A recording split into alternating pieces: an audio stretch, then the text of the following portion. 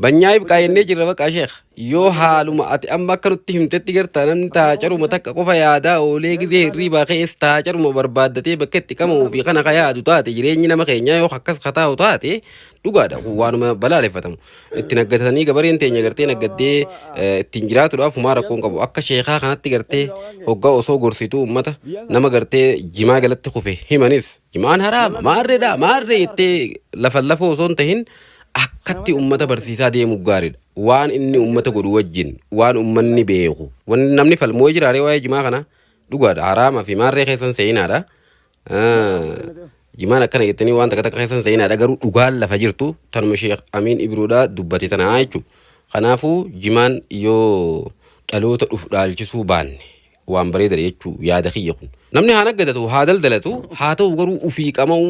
yoo sadarkaa sanitti kanama geessu taate nama dhamaasee namni gartee taa'eetuma gartee